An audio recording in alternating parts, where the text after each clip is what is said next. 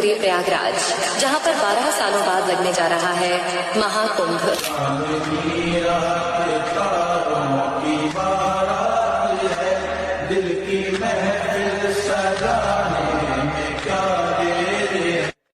नगरी प्रयागराज, जहां पर 12 सालों बाद लगने जा रहा है महाकुंभ।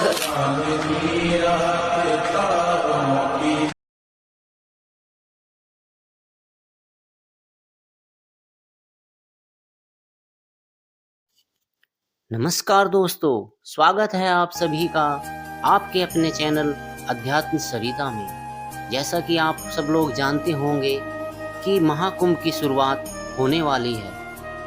इसी विचार से विचार आया महाकुंभ पर्व की संपूर्ण जानकारी अपने सनातनियों भाइयों बहनों मित्रों को अवश्य मिलनी चाहिए। तो इसी विचार से ये सीरीज बनाने जा रहा हूँ, दिव्य कुंभ भव्य कुंभ। तो आइए सुनते हैं महाकुंभ पर्व एक परिचय भाग 1। महाकुंभ पर्व का एक परिचय। प्राचीन काल से ही हमारी महान भारतीय संस्कृति में तीर्थों के प्रति और उनमें होने वाले पर्व विशेष के प्रति बहुत आदर तथा श्रद्धा भक्ति का अस्तित्व विराजमान है।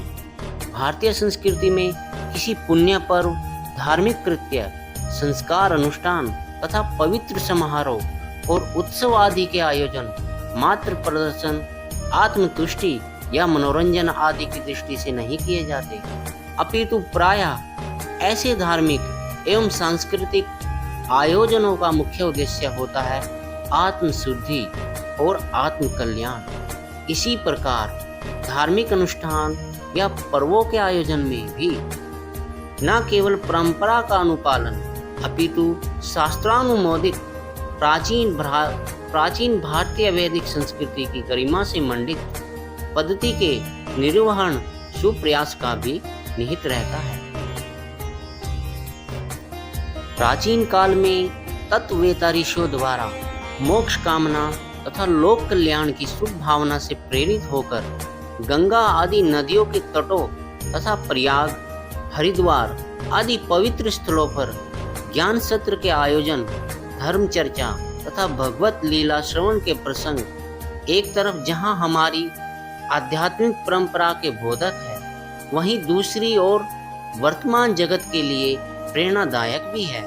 ऋषि महर्षि, साधु संत और विद्वत जनों का समागम राष्ट्र की ऐहिक तथा पारलौकिक व्यवस्था विचार पर विमर्श का हेतु था।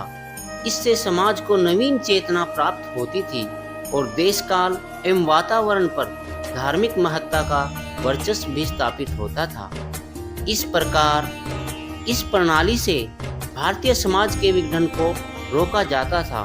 साथ ही साथ यह सद्विचारों के प्रसार एवं संगठन की एक स्वस्थ व्यवस्था थी।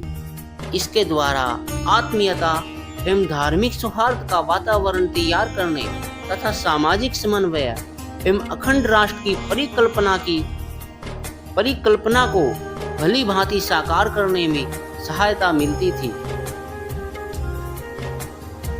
कुंभ पर्व के संबंध में वेदों में अनेक महत्वपूर्ण मंत्र मिलते हैं, जिनसे सिद्ध होता है कि कुंभ पर्व अत्यंत प्राचीन और वैदिक धर्म से ओतप्रोत है। जगानवृतं स्वतिर्व्यनैव रुरोजपुरो अरदन्न सिन्धुना विवेद गिरिं नवभिन्न कुंभवगा इंद्रो अकर्णुत सव्यभिः। ऋग्वेद। अर्थात कुंभ पर्व में जाने वाला मनुष्य स्वयं दान होमादि सत्कर्मों के फलस्वरूप अपने पापों को वैसे ही नष्ट करता है जैसे कुठार वन को काट देता है। जिस प्रकार गंगा नदी अपने तटों को काटती हुई प्रवाहित होती है, उसी प्रकार कुंभ पर्व मनुष्य के पूर्व संचित कर्मों से प्राप्त हुए शारीरिक पापों को नष्ट करता है और नूतन कच्चे घड़े की तरह बादल को नष्ट भ्रष्ट कर संसार में सुवृष्टि प्रदान करता है। कुंभी वेद्याम अवतिष्ठा यज्ञायुर्धे राज्ये नितिष्ठा। ऋग्वेद। हे कुंभ पर्व, तुम यज्ञ वेदी में यज्ञ आयुधों से कृत्य द्वारा तृप्त होने के कारण कष्टानुभव मत करो। युवम नरा स्तुवते परिजन्याय कक्षिवते अरदतं पुरोन्दिमा कारोतराच्छपदय स्वस्य वृष्णाः सतं कुम्भा असिञ्चितं सुरायः। ऋग्वेद। कुम्भो वरिष्ठुन जानीता सचभिर्भिस्मग्ने योन्यां गर्भो अन्तः पलासि व्यक्तः शतधार उत्सो दुहेन कुंभी स्वधाम पितृभ्यः। शुक्ल यजुर्वेद। अर्थात कुंभ पर्व सत्कर्म के द्वारा मनुष्य को इहलोक में शारीरिक सुख देने वाला और जन्मांतरों में उत्कृष्ट सुखों को देने वाला है। अविसंकलसा गुंसुतो विश्वा अर्षनिभिन्श्रियः इंदुरिन्द्राय धीयते। सामवेद। पूर्ण कुंभोधिकाला अहितस्तं वै पश्यामो बहुधानुसन्तः स इमा विश्वा भुवनानि प्रत्यकालं तमाहु परमे व्योमन्ना। अर्थात हे संतगण, पूर्ण कुंभ 12 वर्ष के बाद आया करता है, जिसे हम अनेक बार प्रयाग आदि तीर्थों में देखा करते हैं। कुंभ उस समय को कहते हैं जो महान आकाश में ग्रह राशि आदि के योग से होता है। और भी कहा है चतुरः कुंभास चतुर्धा ददामि। अथर्ववेद। अर्थात ब्रह्मा कहते हैं, हे मनुष्यों, मैं तुम्हें ऐहिक तथा आमुष्मिक सुखों को देने वाले 4 कुंभ पर्वों का निर्माण कर 4 स्थानों हरिद्वार, प्रयाग, उज्जैन और नासिक में प्रदान करता हूँ। कुंभिकादशी का प्रियकांड। अथर्ववेद। दोस्तों, आशा करता हूँ कि आपको यह वीडियो पसंद आया होगा।